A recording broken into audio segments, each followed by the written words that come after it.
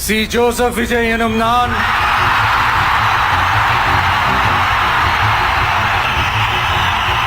இந்திய அரசியல் அமைப்பின்பால் உண்மையான நம்பிக்கையும் மாறா பற்றும் கொண்டிருப்பேன் என்றும் இந்திய நாட்டின் ஒப்பில்லாத முழு முதல் ஆட்சியையும் ஒருமையையும் நிலை நிறுத்துவேன் என்றும்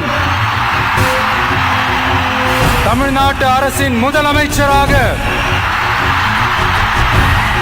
உண்மையாகவும் உளச்சான்றின்படியும் என் கடமைகளை நிறைவேற்றுவேன் என்றும் அரசியல் அமைப்பிற்கும் சட்டத்திற்கும் இணங்க அச்சமும் ஒருதலை சார்பும் இன்றி விருப்பு வெறுப்பை விலக்கி பலதரப்பட்ட மக்கள் அனைவருக்கும் நேர்மையானதை செய்வேன் என்றும் ஆண்டவன் மீது ஆணையிட்டு உறுதிமொழிகிறேன்.